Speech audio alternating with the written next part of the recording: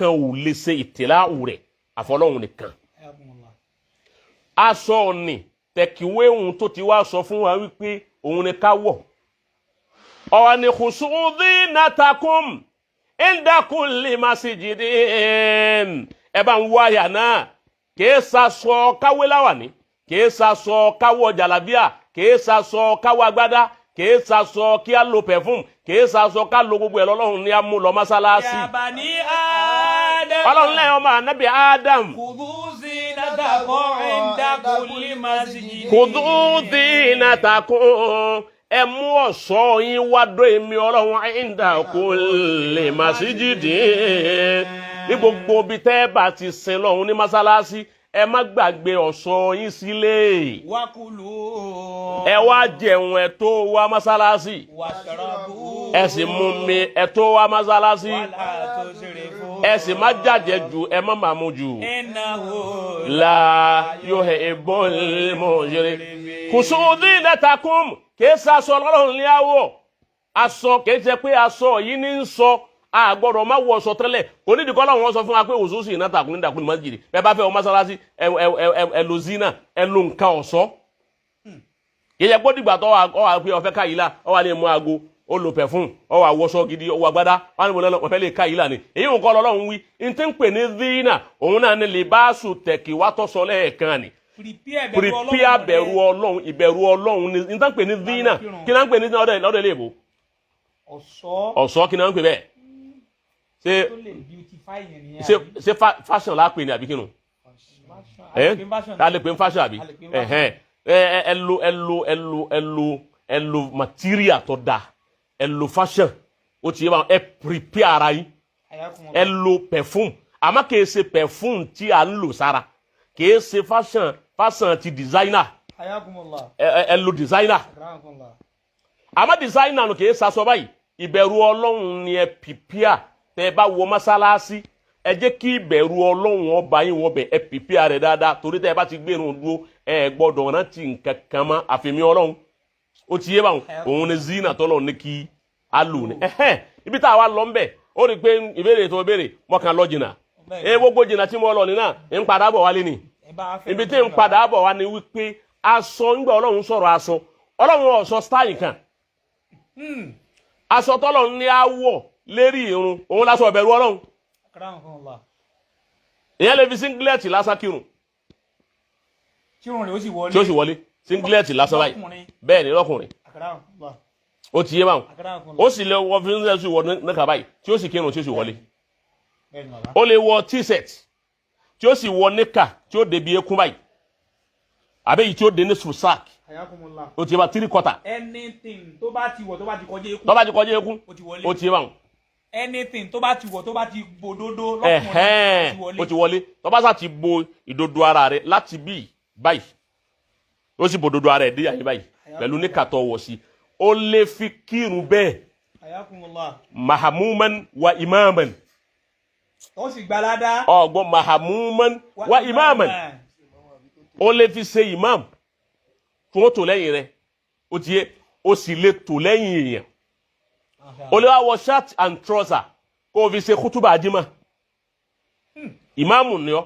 wá wọ shirt and trouser ó tó ká fi kíní kángọ̀ ó tó fi lé ọ wá gbá mú tó bá ti gbọ́ lárúbá tó ma kútúbà sí tó sì máa ó ní gbogbo àwọn ṣòrótù ìmáàmà lára kọ́lá rọ̀ṣùl ó ṣe ìmáàmù ó sì kírun fún wọn bẹ́ẹ̀ tí ó sì wọlé pẹ̀lú singlet rẹ̀ pẹ̀lú t-shirt rẹ̀ àti kílókọ rẹ̀ ó lè ṣe ìmáàmù bẹ́ẹ̀ ó sì lè tó bẹ́ẹ̀ ọ̀dọ́ tí wá ń bí ọlá wípé àìgbẹ́sìn yé dáadáa níjọ́ àwọn àfáà tí ń sọ láìjọ́ yìí náà ààrẹ dé àti gbọ́ yé nílẹ̀ Yorùbá yìí àwọn tá à ń jẹ́ Yorùbá yìí Yorùbá lọ lẹ́yìn jù nínú gbogbo ìran tí wọ́n ń lo Islam àwa Yorùbá la lẹ́yìn jù nínú àgbọ́yé Islam Haúsá gbọ́ ayé jù wá lọ wọ́n gbẹ́sìn yé jù wá lọ àwa ń tiwa agídí náà ló sì kó bá Yorùbá ní òjá gbẹ́sìn yé bẹ́ẹ̀ àtúnwá sagí lérí àyìnbọn kan bẹ́ẹ̀ sọ fún wa yóò ní ẹ mọ gbọ́ lóòótọ́ àmọ́ ìnígbà ẹ wà gbá kó Yorùbá malim mo gbọ́n tẹ́ wí wàláyé nígbà fa wàláyé nígbà fún yín fa kò sí lẹ́rìí ó ti yé báwọn tó bá yẹ pé da Yorùbá yìí nìkan lọ́lọ́run fi ìsìláàmù dá kò sẹ́ni tó ṣe ìsìláàmù ó ti gbógun lọ. nígbà téèyàn wọ sẹ́ẹ̀tì àtúrọ̀sà tó wá wọ sáfúwájú ẹ wá fà sẹ́yìn ẹ wà ìmọ̀kan wá sọ Islam. àní ó tún lu ẹlòmí jáde ẹlòmí tán kèfèrí jáde káfìrí jáde ó lè wọ aṣọ bani Israẹla aṣọ owó níjà aṣọ bani Israẹla níjẹ́ Ọlọ́run sọ aṣọ bani Israẹla náà Al-Qur'ani níjẹ́ Ọlọ́run sọ aṣọ mùsùlùmí Islam ò ní aṣọ kọ́lásọ kan Ayakumullah. láyé ànábì aṣọ tá ànábì ń wọ̀ láyé rẹ̀ kò sí aṣọ ríran báyìí Kò sí kaftan. òun aṣọ ànábì ni aṣọ tẹ́ ẹ fi ń gbé haramu hùn ìgbé haramu yẹn aṣọ yẹn bí wọ́n ti wọṣọ wọ́n ro ìró wọ́n sì gbé báyìí bí wọ́n ti wọṣọ láyé ànábì nù. Sallallahu alaihi wasallam. Kèké pé wọ́n rán style láyé ànábì. ẹ̀ pọ́n rán style nǹkan láyé ànábì Sallallahu alaihi kò sí télọ̀ kò sí mọ́lá style kò sí captain pé kaftan ẹ̀ bá rán. kò sí bí gbogbo ayé ti wọṣọ òun nìyẹn láyé ànábì. láyé ànábì àṣẹ́kùbọ̀ bẹ́ẹ̀ ń bẹ láwọn ilẹ̀ haúsá kọ̀ọ̀kan báyìí náà tọ́já sí wípé kọ́dà àṣẹ́kùbọ̀ orú ẹ̀ ní ń bẹ lọ́dọ̀ àwọn yíbò níjọ́ wọn àná òun lọ sẹ́kù dì sí láti máa fi rántí ìjọ òun tó yẹ kó wọn ó rorò wọ́n sì pàkájà báyìí bí wọ́n ti wọṣọ ń jọ òun nu Ayakumullah. kó tó di pé abẹ́rẹ́ dé tí wọ́n tó fabẹ́rẹ́ gan aṣọ sọ́ọ́dì nǹkan kó tó wá di pé masínì dé tí wọ́n fi ràn Akramakumullah. òun ló bí aṣọ ara mi ó ti yẹ torí pé bá nábì ti wá gbé ara mi ńgbà kẹ́kẹ́ mọ́ sí wọṣọ nu ni tó bá fẹ́ gbé ara mi bí ti gbé náà nu aṣọ tá nábì fi ṣe ara mi hùn báwọn náà ní wọ̀ tí ń bá ń jáde lọ ogun bẹ́ẹ̀ náà ní wọ̀ tí ń bá ń bẹ nínú ilé bẹ́ẹ̀ náà ní wọ̀ torí pàṣọ tá nábì nífẹ̀ẹ́ jù náà láṣọ white. Sallallahu alaihi wasallam. ìdí rẹ̀ tó fi já sẹ́ wípé haramu àyè haramu yẹn aṣọ tó fi ń gbé haramu hùn ló fi jẹ́ pé aṣọ white ni torí pé aṣọ tá nábì nífẹ̀ẹ́ sí ni. Akramakumullah àwọn sàhábà ńkọ́. bákan náà ni wọ́n lò Bí báwọn sàhábà náà ti ṣe. bí gbogbo kó wá ti múra nù. Orí tó jẹ́ ń béèrè kẹ́ bá wa yanjú ẹ̀pọ̀ nísìn. Àwọn tí wọ́n ṣe ìtàn àwọn ànábì Yusufu tí wọ́n sọ̀rọ̀ àwọn sàhábà tẹ́ kí wọ́n wá ń gbé picture wọn wá tẹ́ pé sàhábà kìíní nù tẹ́ kí wọ́n wá wọ aṣọ ó jọba àti wọṣọ nísìn. ìbáwọn àfa àtàwọn lọ́njọ́ òun ni táwọn ti dáyé ti sin ẹlòmíì tí wọ́n lò fún ànábì Yusufu ó ti báwọn ó lè jẹ́ ọmọ ìlú ni kọ́dà lèmi ni wọ́n ti kú àbíkọ́jà bàbá wọn tí wọ́n ti kú tẹ́gbẹ́ fọ́tò wọn wá wọ́n kàn fi wọ́n ṣe wọ́n fi wọ́n practice fíìmù ni kì í yẹ pé Yusufu gan nu. kéèké má ti wọṣọ gan. ó rárá ìmúra tẹ́ ẹ sì rí pẹ̀lú Jésù wípé bẹ́ẹ̀ ti rí Jésù ni ẹni wọ́n fi ṣe Jésù kì í ṣe Jésù fa èbó kan á máa lò ó. Akramakumullah ok kì í Jésù gẹ́gẹ́. níbo láti fọ́tò rẹ̀ aláàrí fọ́tò ń sí Ọlọ́run ẹ wà ní fọ́tò Jésù ọmọ ìjọ 2000 years àdábì tó kúrú 1000 something kátó pẹ́ ní 2025 years. mo ti rí fọ́tò Jésù àwọn èèbó kan ni wọ́n lo fọ́tò rẹ̀ tó wọ́n ti kú pẹ́. ok Allahu Akbar. so wọ́n kàn gbé kalẹ̀ ni àmọ́ wọn ò gbọ́dọ̀ lo tànàbì bẹ́ẹ̀ àgbọ̀dọ̀ rẹ̀ nìkan káwá pé òun tọ̀ òun ní practice bí ànàbì káwá gbé kalẹ̀ ká máa lo fọ́tò rẹ̀ kíkà kò lè ṣẹ̀dá Islam. Allahu alaihi wasallam. mùlá basa nù ni ọfẹ dànkan rúnu. Akramakumullah. tó ti gẹ̀ẹ́sì bẹ́yẹn kọ̀ wá sí pé bá ànàbì ti kírun bí tí báyìí ti gbé aṣọ harami hùn bá ànàbì ti kírun. Sallallahu alaihi wasallam. àwọn obìnrin gbà náà àwọn náà rorò ni kò sí kóbi ń wọ ṣòkòtò kò sí kóbi ń wọ tòbí. Masha Allah. bákan náà ni wọ́n múra jọ náà yóò ní báwọn obìnrin ti da tí wọ́n bora bí wọ́n ti lọ mọ́ ara yàtọ̀ fún tàwọn ọkùnrin.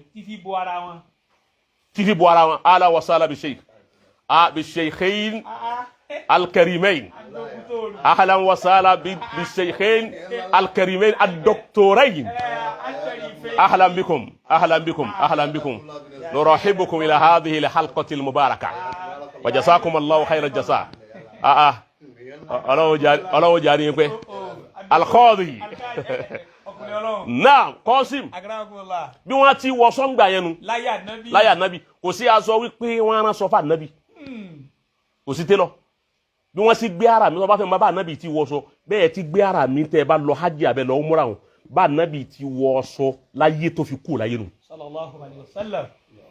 rọ́mùsù rẹ̀ làwa ń lò lónìí òun lásọ di ẹ̀sìn súnà ni bí wọ́n ti gbé harami ni súnà ni tọ́rọ́ Ọlọ́run ò ní aṣọ ọ̀gbọ́ Ọlọ́run ló dá gbogbo nǹkan àmọ́ Ọlọ́run ò ní pé báyìí lẹ́ẹ̀ṣẹ̀ wọṣọ tẹ́ bá fẹ́ gbé harami àmọ́ bá nábì ti ṣe ó sì sọ fún wa pé khusu minni manasikakum mo pé khusu minni manasikakum ẹ bá fẹ́ ṣe manasikul hajj ara mi ni ẹ ti mú bí sì tí a bá fẹ́ ṣe al-akhasu bi manasikihi ó ti yé báwọn tá a bá fẹ́ ṣe àfi kọjá sí wípé tá yóò fi parẹ́ àfi ká máa lo aṣọ ara mi bá ní a gbọ́dọ̀ pé a fẹ́ wọ jàlábíà